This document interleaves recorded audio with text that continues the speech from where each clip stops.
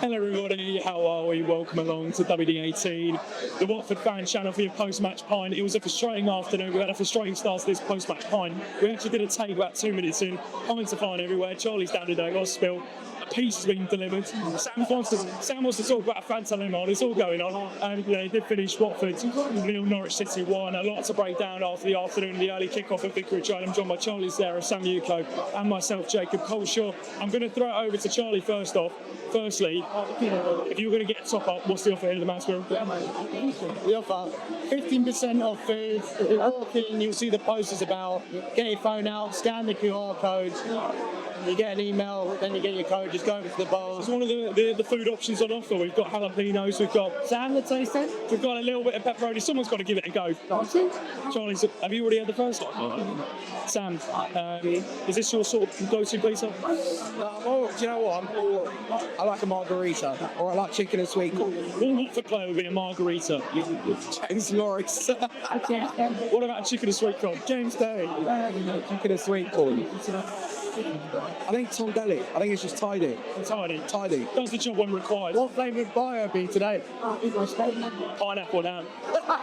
The pin. There we go. Anyway, we'll get straight into it. Frustrating afternoon at Vicarage Road. Maybe not because of the Watford performance, and maybe it wasn't because of the Watford performance, because Watford's, on the whole, Sam, I felt playing a really good shift, and we came away from Vicarage Road frustrated that we maybe couldn't have got more on another day.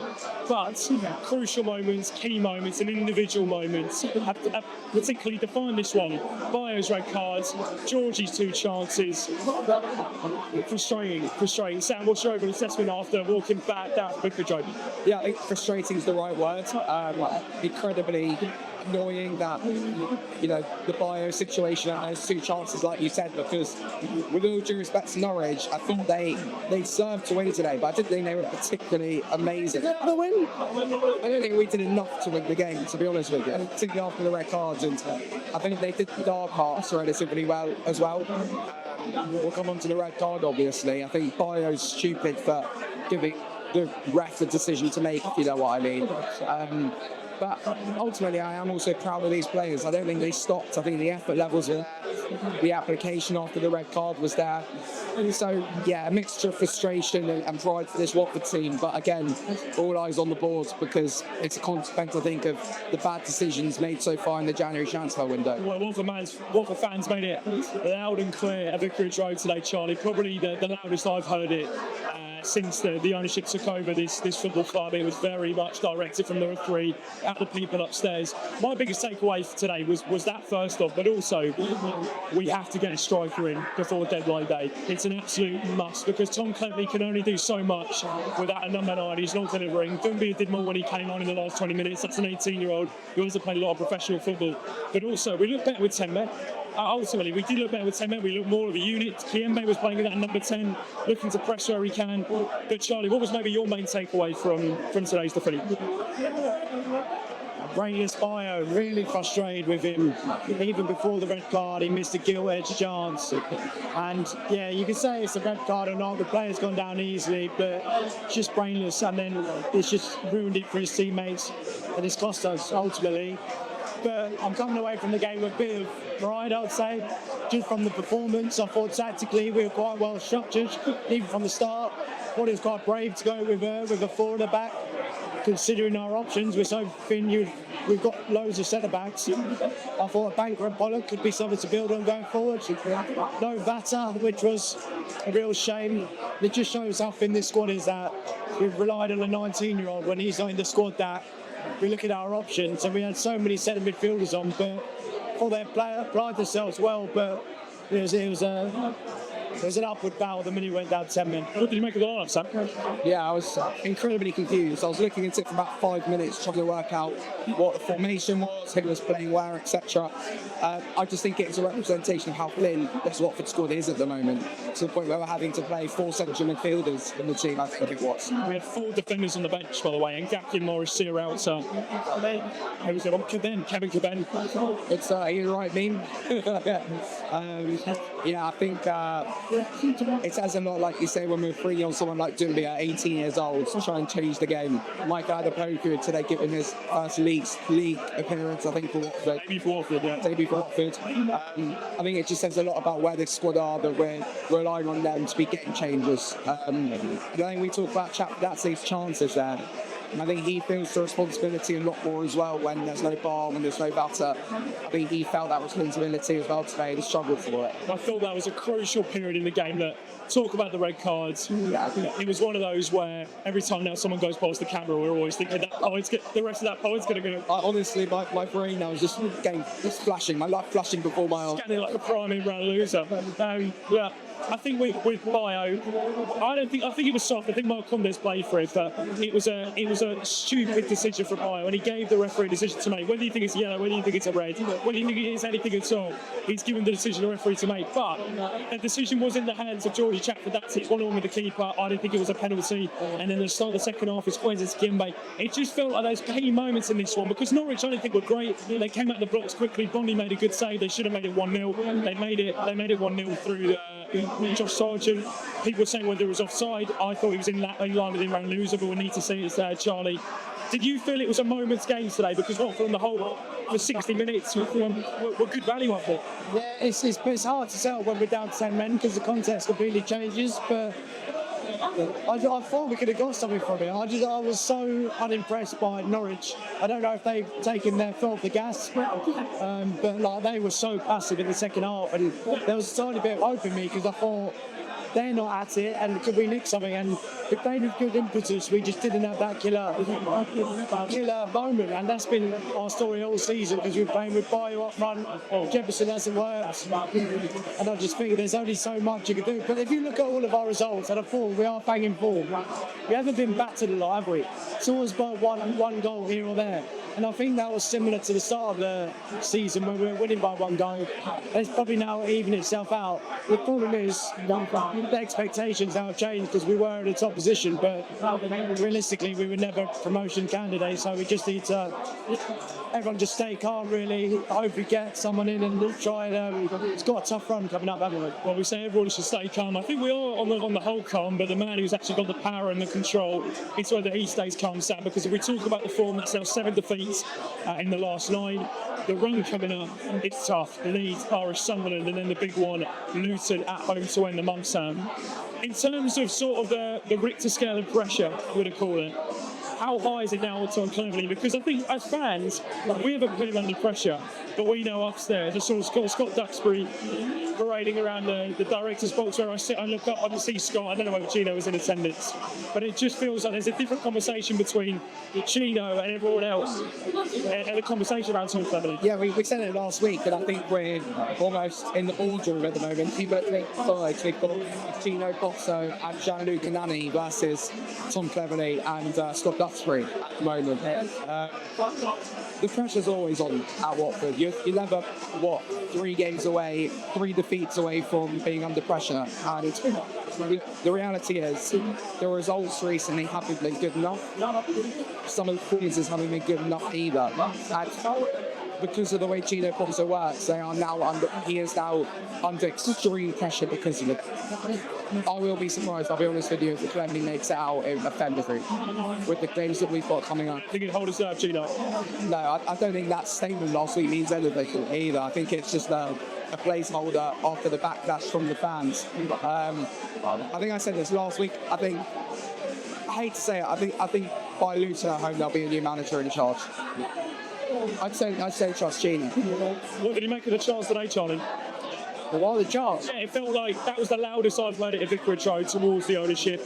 We've had some spells where it's happened. Sure, there's been some bad moments, and you've heard it from the referee.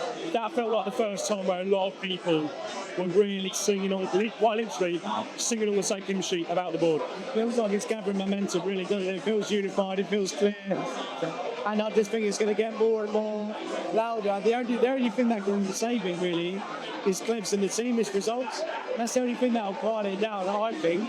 So if Gino goes and sacks him, it's only going to get louder and louder for him. Is that what make it more frustrating for you about today, because Norwich was a winnable game compared to the games we've got coming up? Yeah, I thought today, I was nervous about today because I thought a big game, I thought it was winnable. What we got, Sunderland away, Middlesbrough away, Leeds at home on Tuesday. and then Luton. So, like, it's just a bigger situation now. Half of me start relaxing, we're not going to go down. I think a few more results didn't go our way early in the season, we could be thinking about a different situation. But I think now, for me, I'm just looking out how the team are going to save Cleverley's job. But I'm really hoping, I know we've got away from the game, and I think we should go back to it and touch on players like Matty Pollock, who I thought was unbelievable. But I do think, I don't remember what I was going to say. It's about, do you know one thing I wanted to jump in there, Sam? Do you think Cleverley, because of his ambition as a coach and because he's so motivated to do well, he's almost put pressure on himself, and because he's kept mentioning the buzzword of the playoffs and being up there and being in that contention, when actually, if we look at the squad, that is not a playoff squad. Categorically, it's not a playoff squad. We all can sit here and agree that it's missing. I mean, you can't go up without a proper number 9. That's just a fact of the matter in this division. So is he almost putting a little bit more pressure on himself, and then on top of the pressure upstairs, or am I reading that into that too much in what he said this season? I think it's good in some ways when a manager puts pressure on themselves and has high expectations of themselves, because ultimately at that point you can sometimes speak things into existence. You aim higher, performances are higher, and the mentality, I think, is better overall. However, I do think, in a way, he has become a victim of his own success, particularly in the first half of the season, where it looked like Watford there was a very good chance Watford will get playoffs. We had a lot of conversations on the channel.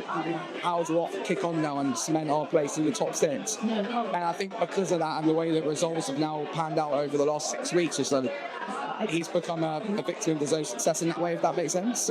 Yeah, no, I completely agree. And look, would you have done anything differently, Clebs? We mentioned the line-up in terms of could he have made the subs a little bit quicker? Would you have tweaked anything? Would Dumby have come on earlier? Because we were playing without a recognised number 9 for a large portion of that game. Probably Left back. Left back. That's what we're talking about. Could he have done anything differently, Clebs? It's just I just had one quick look on social media. They're not happy with it. It's apparently completely dived in the second half. Yeah. his reaction said it all. And that's disappointing because he got himself in a good position, like decision making.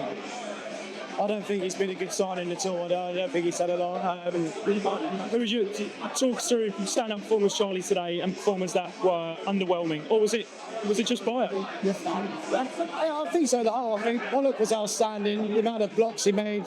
There was one in the first half was a proper 50-50. If the guy got there, full blood, he won everything. I thought Banquo was really good. I like the look of him. I think there's something to build on there. I feel like Pollock could win all the aerial duels and he'll be the one to sweep up with a bit of pace. He's got really good composure, comes out of defence, which I like. I think we missed Tom Delly a lot when he comes in. I thought it was a hard game for him because we were down to 10. We didn't have much of the ball, but him and Lewson looked nice together. Combinations, really comfortable with the ball. Ryan was good when he played. Larousse, you thought Larousse was alright? Improved, yeah, definitely. I wouldn't say it was good. The agenda has to still stand somehow. Yeah. What's in that coat, Sam? Vodka, rum, whiskey? No, but what I would say though is that a lot of players I have criticised over the last few weeks, particularly for their effort levels. Well, the quality wasn't there today. I didn't think the effort levels improved. By that I mean Larousse, I feel the effort levels were there today. Kayembe, I know you didn't necessarily, neither of you two thought we had the best game. No, I actually thought Kayembe improved when we went down to 10 men. Yeah. I actually thought when he was further forwards, and a lot of the case of these Watford players is when their roles really clear. Like with Sissoko today, right? Prime example. Sissoko this season has been poor. I think most people would agree on that. But give credit where credit's due. For 60 minutes today, when he was on the right-hand side, I thought he was a lot better than he normally is. Maybe it's because he set the bar a little bit lower than usual, but I thought after 60 minutes, it's only got a bit leggy, wasn't really in the game. But for 60 minutes on the right, he and Ryan linked up well. Kayembe in the second half, I thought was doing my 3 standouts: Pollock, Banquo, and Loser. That 3, I think, is really solid for this Watford team. And when we talked about a weak spine, Sam, that does give us a lot more strength. And if we just, for me, it's as simple as getting a number 9 who can start in this division and do well for us. And I think that really elevates the seed from mid-table, bottom half to actually being in the playoff conversation, Jenny. Yeah, I mean, I think a big word you used there was the bar is low. I think the likes of the Urusi Kaili and so good. The quality wasn't there. I wouldn't say they were good today. I was just happy to see them putting in a bit more effort. But I think you're right. I mean, look, I big criticism of Tom Cleverley. I love him for that, and I think he's learning it.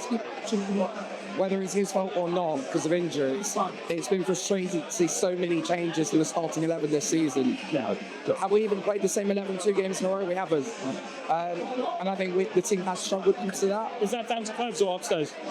A bit of both. I think it is a bit of both.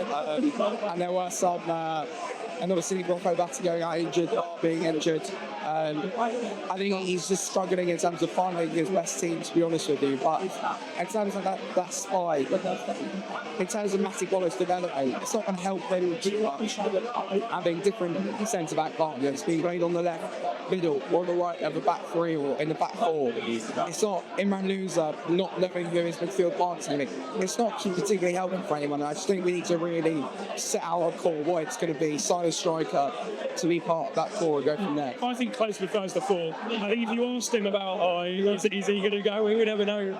I think he prefers the 4 personally, Charlie, than the 3 in terms of the way he wants to play.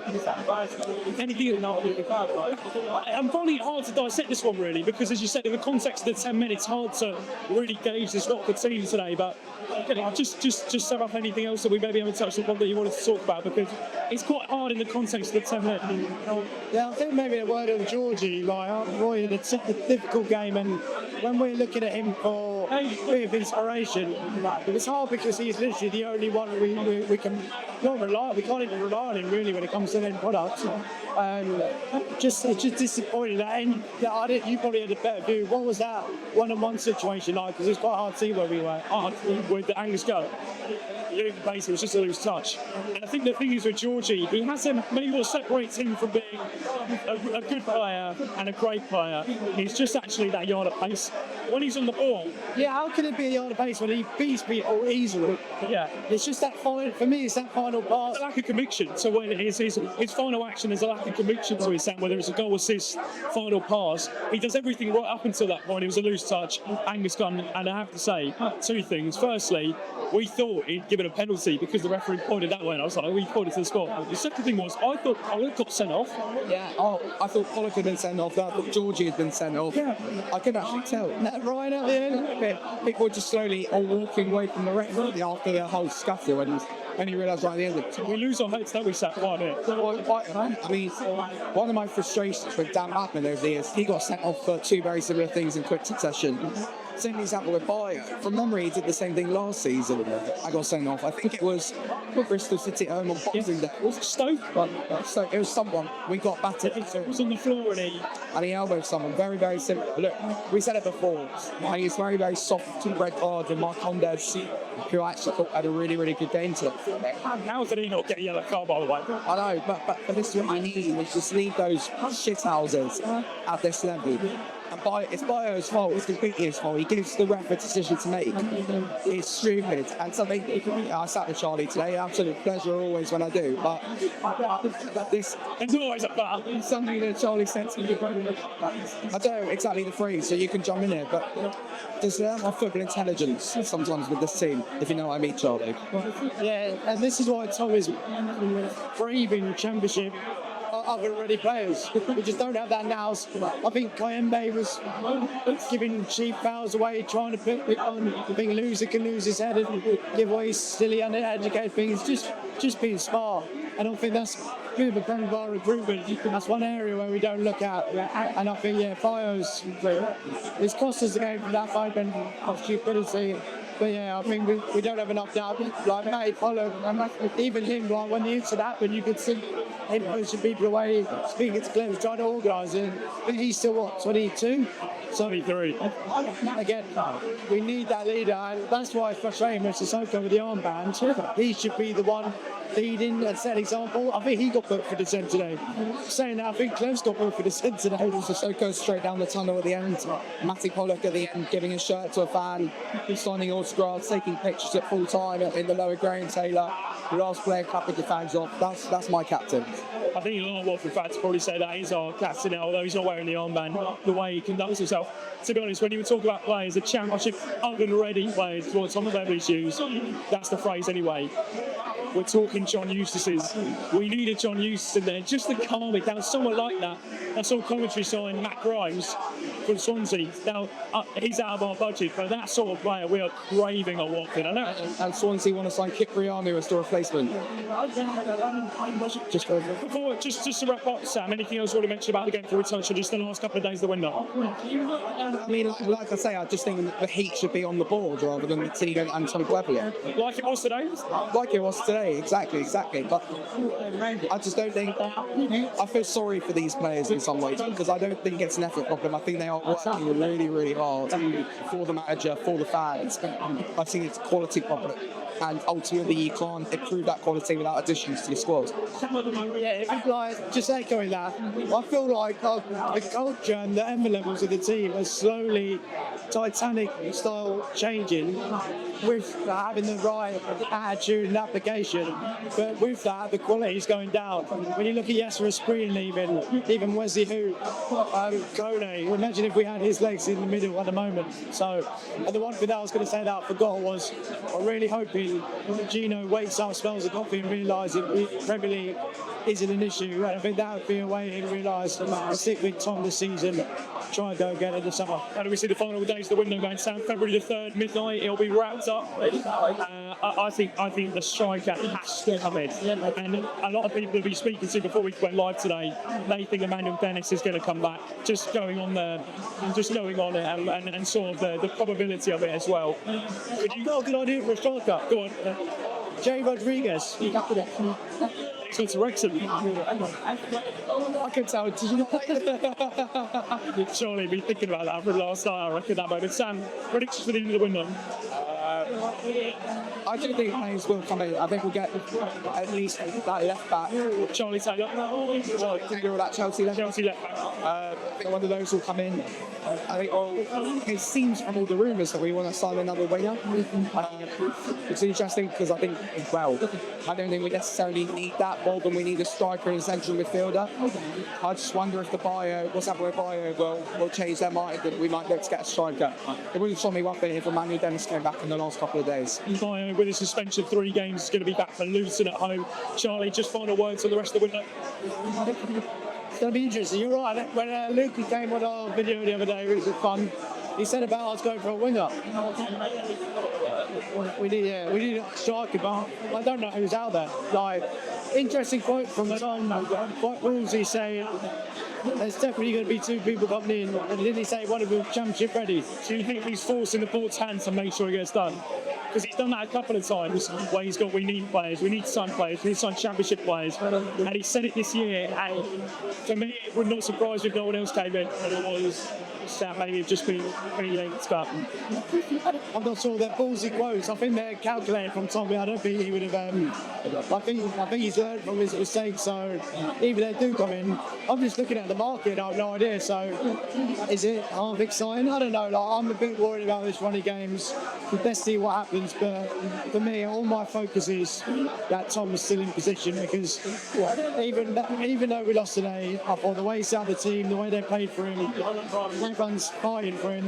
There's no doubt about that. So the unthinkable can't happen. He just needs to be our head coach. Otherwise, there's no more post-match fights over, no more pizza. I can't do this anymore. be there Tuesday night, lads, Leeds at home. So next week. It's this week or next week? What's that? On Tuesday, what Leeds at week? That's it's Sunderland away next Saturday, then it's Leeds at home. And then it's Well, I'll change my plans on Tuesday then. Sam's just freed up the week for me. Sam, last thing to add, anything? Just get yourself down to the mad school on match day. We're going to finish off the rest of the piece. There's 3 slices remaining. What are we calling this piece? It's like jalapenos, pepperoni. maybe a little bit of, is that tomato pesto on there? Uni Classic. Yeah, it's got a bit of spice with it, nice. 15% off on match days, so that's Austin. that is the only positive. Well, it's not the only positive we've got today, but yeah, another good atmosphere down here to show we are celebrating a win. One thing we forgot to mention, King Ken Sema before the game. Really lovely. It drew. What do you think of the walkout song as well? Coronation music. Yeah, he deserves it. He deserves it. He's been in recent, what do you call him? A Watford Cult hero, cool. Cult hero. Is he not better than a cult hero? Cult hero, definition of cult hero to me. Comments, is he a Watford grey or is he a cult hero? I mean, a modern day Charlie's hot takes, he's a cult hero, without a doubt. He's in that area, I think, between legend and cold hero. Do you know what I mean? It's not a legend or a great. Well, I would go that far. But I also use slightly more than cold hero because of the longevity. Top bloke, embrace the club, embrace the fans, embrace what it meant to be a Watford player. Had some fantastic memories, an incredibly nice bloke for by all accounts. Whenever he's been 21, they always say, what a top bloke Ken is. We're going to miss him. All the best for his next chapter, and we'll be back sometimes next week, looking ahead to the next busy and important fixtures for Watford and Tom Cleverley. Make sure you get yourself down to the Mad Square where you can get PC, get Pint, and hopefully you don't get knocked over like we did. We've got a new mic cover as well if you didn't notice.